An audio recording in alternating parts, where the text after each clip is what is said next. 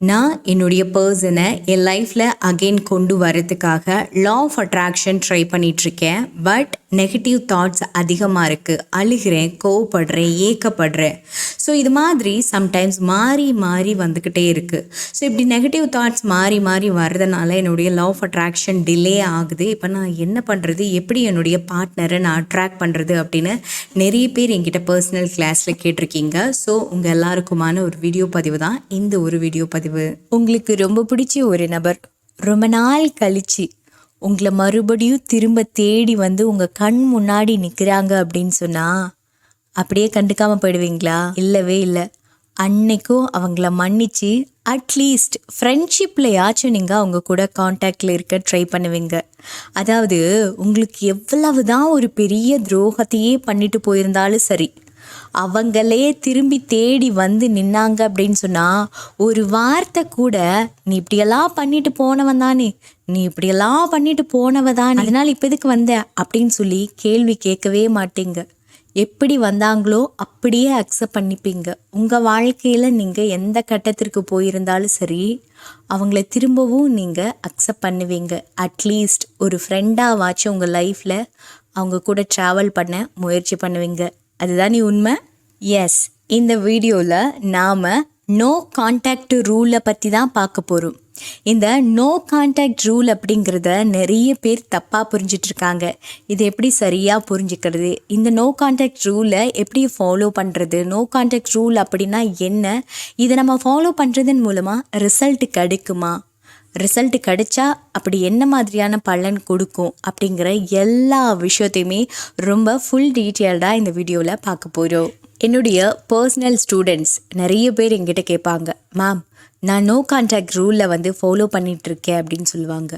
சரிடா, no contact ரூல்னா என்னடா அப்படின்னு நான் கேட்பேன். அதுக்கு அவங்க சொல்லுவாங்க, மேம் நான் 2 மாதமாக உங்களுக்கு மெசேஜே பண்ணல மேம், நான் வாண்டடாக உங்களுக்கு போய் பேசுகிறதே இல்லை மேம், கிட்டத்தட்ட 6 மாதம் ஆச்சு, நான் வாண்டடாக பேசுகிறதே நிறுத்திட்டேன் மேம் அப்படின்னு சொல்லுவாங்க. இதுதான் நோ கான்டாக்ட் ரூலா அப்படின்னு சொல்லி கேட்டிங்கன்னா இல்லை, இது ராங். அப்போ உண்மையான நோ கான்டாக்ட் ரூல்னா என்ன அப்படிங்கிறத பார்க்கலாம். மன அளவில் நீங்கள் தள்ளி இருக்கணும். மன அளவில் தள்ளி இருக்கீங்க அப்படின்னா அதுதான் நோ கான்டாக்ட் ரூல். கான்செப்ட் புரியுதுங்களா? இப்போது எல்லாருக்கும் புரிகிற மாதிரி ஒரு எடுத்துக்காட்டு சொல்கிற பாருங்க. நீங்கள் கால் பண்ணலை, நீங்கள் மெசேஜ் பண்ணவே இல்லை, அவங்கக்கிட்ட நீங்கள் வாண்டடாக போய் பேசவே இல்லை.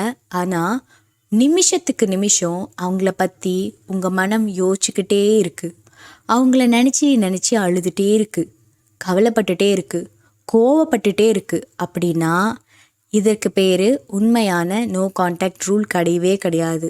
இது எல்லாம் தான் உண்மையிலேயே நீங்கள் அவங்கள கான்டாக்ட் பண்ணுறதுக்கான அடையாளம். கான்செப்ட் புரியுதுங்களா? நீங்கள் அவங்கள நினச்சிட்டே இருக்கீங்க, அழுதுகிட்டே இருக்கீங்க, கோவப்பட்டுட்டே இருக்கீங்க அப்படின்னு சொன்னால் நீங்கள் அவங்கள கான்டாக்ட் பண்ணிகிட்டே தான் இருக்கீங்க. இதுதான் இதனுடைய அடையாளம். கான்செப்ட் எல்லாருக்குமே புரிஞ்சிருக்கும் அப்படின்னு நினைக்கிறேன். அப்போ நீங்கள் பண்ண வேண்டியது என்ன, இந்த உங்களுக்கும் அவங்களுக்கும் இடையில இருக்கக்கூடிய கனெக்ஷனை டிஸ்கனெக்ட் செய்யணும். மன அளவில் நினைக்கிறதுல இருந்து கொஞ்சம் கொஞ்சமாக சிறுக சிறுக விலகணும். ஆனால் நல்லா மென்ஷன் பண்ணி சொல்கிறேன், உடனே யாராலையுமே விலக முடியாது. மன அளவில் நினைக்காம ஒருத்தவங்களே இருக்கவே முடியாது. ஞாபகங்கள் வந்துக்கிட்டு தான் இருக்கும். ஆனால் கொஞ்சம் கொஞ்சமாக ஞாபகப்படுத்துதலில் இருந்து தள்ளி நில்லுங்க. இப்போ காலையில் எழுந்திரிச்சு உடனே அவங்களுடைய ஞாபகம் வருது அப்படின்னு சொன்னால் அதை அப்படியே தள்ளி வச்சுட்டு காலையில் என்ன வேலை இருக்குது, ஐயையோ ப்ரஷ் பண்ணணும், குளிக்கணும், சாப்பிடணும், அதுக்கப்புறம் சமைக்கணும், இதெல்லாம் பண்ணிட்டு தானே ஆஃபீஸ் போகணும், அப்போது இந்த நேரத்தில் அவங்கள பற்றி யோசிச்சுட்டு இருந்தேன்னா என்னாகும் அப்படின்னு சொல்லி அந்த ஞாபகங்களை தள்ளி வைங்க. நான் பாருங்கள் மறக்க சொல்லலை, தள்ளி வைக்க சொல்கிறேன். ஓகேங்களா? தள்ளி வச்சுட்டு ஆஃபீஸ் போங்க. ஆஃபீஸ் போயிட்டு ஆஃபீஸ் வேலையை பாருங்கள்.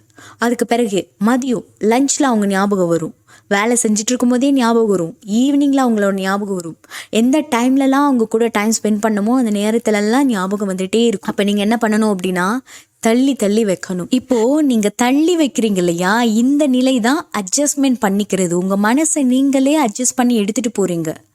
ஸோ அப்போது 21 நாள் நீங்கள் இந்த மாதிரியே அட்ஜஸ்ட் பண்ணிகிட்டு இருந்தீங்க அப்படின்னா அடுத்து 21 நாள் சாதாரணமாக லைட் லைட்டாக கொஞ்சம் பெயினோடு நீங்கள் அட்ஜஸ்ட் பண்ணுவீங்க.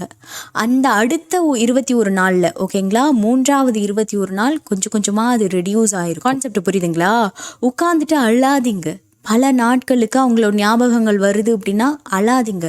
அந்த அழுகையை 21 நாளைக்கு பிறகு அழுகிறேன் அப்படின்னு சொல்லி நம்பிக்கையோட தள்ளி வைங்க. அந்த 21 நாளைக்கு பிறகு அழுகை நின்றுடும். அதற்கு பிறகு ஏக்கம் வரும். அந்த ஏக்கத்தையும் தள்ளி வைங்க. ஸோ இந்த மாதிரி உங்களுடைய தாட்ஸை டிஸ்ட்ராக்ட் பண்ணி நீங்கள் எடுத்துகிட்டு போகும்போது கொஞ்சம் கொஞ்சமாக சிறுக சிறுக நீங்கள் டிஸ்ட்ராக்ட் பண்ணணும். உடனே பண்ண முடியாது. உடனே பண்ண ட்ரை பண்ணிங்க அப்படின்னா மூலக்கோளாறு வந்துடும். ஸோ கொஞ்சம் கொஞ்சமாக தான் டிஸ்ட்ராக்ட் பண்ணி எடுத்துகிட்டு போகணும். முதல்ல உங்களுக்கு அவங்க ஏமாற்றிட்டாங்க அப்படின்னு சொல்லி கோவம் இருக்கும். அந்த கோவம் கரெக்டாக 3 மாதத்தில் கரைஞ்சி போயிடும். நல்லா புரிஞ்சுக்கோங்க. கோவத்துடைய எக்ஸ்பைரி டேட் 3 மாதம். அடுத்து அழுக அடுத்த 3 மாதத்துக்கு இருக்கும். அடுத்தது மன அமைதி நிகழும் 9வது மாதத்தில். ஒரு வேளை 9 மாதம் ஆயும் நீங்கள் உங்கள் மன அளவில் அப்போவும் அழுதுட்டு தான் இருக்கீங்க, கோவப்பட்டுட்டு தான் இருக்கீங்க, துன்பப்பட்டுட்டு தான் இருக்கீங்க அப்படின்னு சொன்னால் உங்களால் அட்ராக்ட் பண்ண முடியாது. நீங்கள் அந்த பர்சனை அட்ராக்ட் பண்ணுறதுக்கு எலிஜிபிள் கிடையாது. இதற்கு காரணம் என்ன அப்படின்னு சொன்னால் நீங்கள் நோ கான்டாக்ட் ரூலை ஃபாலோ பண்ணவே இல்லை. ஓகேங்களா? நித்தம் அவங்கள யோசிக்க உங்களுக்கும் அவங்களுக்கும் இருக்கக்கூடிய கனெக்ஷன் ஆனது ரொம்ப கோரமானதாக மாறும். இங்கேருந்து நீங்கள் அவங்கள பற்றி ஸ்வீட்டாக அவ்வளோ நல்லவர்ப்பா அப்படின்னு யோசிச்சிங்கன்னா அவங்களுக்கு அங்கே அப்படியே ஸ்வீட்டாக மாறும். நல்லா புரிஞ்சுக்கோங்க. இந்த இடத்துல எல்லோரும் நடிக்கிறீங்க. நிறைய பேர் தப்பு பண்ணுறீங்க. மனசுக்குள்ளே நான் அவரை ரொம்ப நல்ல விதமாக நினைக்கிறேன் அப்படின்னு சொல்லி 2 நாள் ஃபாலோ பண்ணுறது, 3ஆவது நாள் மறுபடியும் கோவம் வந்துருச்சு மேம் அப்படின்வாங்க. ஸோ இது இல்லை குணமாகிறது. நீங்கள் இங்கே குணமாகிறது அப்படிங்கிறது உங்களுக்கே நானா இது அப்படின்னு சொல்லி ஃபீல் பண்ண முடியும். நீங்கள் இங்கே குணமாகும் போது உங்கள் மனசில் ஒரு மன அமைதி நிகழ ஆரம்பிச்சிடும். அந்த நேரம்தான் நீங்கள் அந்த பர்சனை அட்ராக்ட் பண்ணுறதுக்கான நேரம். கான்செப்டை புரிஞ்சுக்கோங்க. முதல்ல நீங்கள் ஹீல் ஆகணும். நீங்கள் குணமானால் மட்டும்தான் அவங்களும் அங்கே குணமாயிருப்பாங்க. உங்களால் அவங்களுக்கு என்ன கஷ்டமோ தெரியாது, அவங்களால உங்களுக்கு என்ன கஷ்டமோ தெரியாது. ஆனால் உங்கள் 2 பேத்துக்குள்ளேயும் சண்டை ஏற்படும் பொழுது அந்த இடத்துல மனக்கசப்புகளும் மனக்காயங்களும் மிஞ்சி இருக்குது. ஸோ அந்த மனக்கசப்பும் மனக்காயமும் குணமாகணும் இல்லையா? அந்த குணமாகிறது யாரால் குணமாகும் அப்படின்னா உங்கள் 2 பேத்துக்கும் இடையில் இருக்கக்கூடிய கனெக்ஷன்னால தான் குணமாகுதல் நடக்குது. எங்க பாருங்க, 3 மாதம் 6 மாதம் 9 மாதம் ஆனதுக்கு பிறகும் அவங்கள பற்றி யோசித்து அவங்கள பற்றி அடுத்தவங்க கிட்ட பேசிக்கிட்டு இல்லை தனக்குள்ளேயே பேசிகிட்டு இருந்தீங்க அப்படின்னா, அதுவும் கோவமா அழுகையா மன அமைதியே இல்லாமல் பேசிகிட்டு இருந்தீங்க அப்படின்னா அந்த டாபிக் எப்போவுமே ஹாட் டாப்பிக்காக தான் இருக்கும். எப்போவுமே சுட சுட இருந்துக்கிட்டே தான் இருக்கும். பேச பேச அது ரொம்ப ருசியாக தான் இருக்கும். ஆனால் நீங்கள் பேச பேச அது உங்களை விட்டு தூரமாக போயிட்டுருக்கிறது அப்படிங்கிறத மட்டும் மறந்துடாதீங்க. உங்களால் அட்ராக்ட் பண்ணவே முடியாது அப்படிங்கிறத மட்டும் மறந்துடாதீங்க. ஏன்னா நீங்கள் இங்கே எப்படி ரியாக்ட் பண்ணாலும் அது அவங்களுக்கு புரியும். ஸோ இதிலேருந்து நான் என்ன சொல்கிறேன் அப்படின்னா, ஒருத்தவங்க உங்களை வேண்டாம் அப்படின்னு சொல்லிட்டு விலகி போகிறாங்க அப்படின்னா விட்டுருங்க. அமைதியாக விட்டுட்டு 3 மாதம் டைம் கொடுங்க. அவங்களுக்கு 6 மாதம் டைம் கொடுங்க. அவங்களுக்கு மட்டும் இல்லை, உங்களுக்கும் சேர்த்து நீங்கள் டைம் கொடுக்கணும். 9 மாதம். இந்த 9 மாதத்துக்குள்ளே நீங்கள் மென்டலி ஹீல் ஆகிட்டே வரணும். ஒவ்வொரு நாள்லேயும் உங்கள் மனம் எந்த அளவுக்கு சேஞ்சஸ் ஆச்சு, எந்த அளவுக்கு பக்குவப்பட்டுச்சு அப்படிங்கிறத நீங்கள் நோட்டீஸ் பண்ணிகிட்டே வாங்க. அப்படி நீங்கள் நோட்டீஸ் பண்ண எப்படியும் 9 மாதத்தில் உங்கள் மனசில் இருந்த பெயின், கவலை எல்லாமே காணாமல் போகும். சரியாக 9 மாதத்துக்கு பிறகு அவங்கள நினச்சி மேனிஃபெஸ்டேஷன் பண்ணுங்க.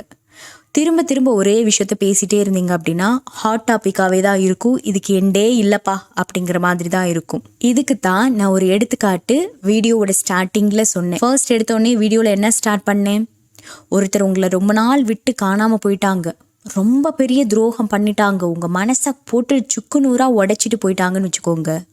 5 வருஷம் கழித்து நீங்கள் அவங்கள மறந்தே போயிருப்பீங்க. கரெக்டுங்களா? அன்னைக்கு அவங்க வந்து நிற்பாங்க, ஐம் சாரின்னு சொல்லுவாங்க. ஏய் நீ ஏன் சாரி சொல்கிற, நீ சாரிலாம் சொல்ல வேண்டாம் அப்படின்னு சொல்லி நீங்கள் மன்னிச்சு ஏற்றுப்பீங்க. கான்செப்ட் புரியுதுங்களா?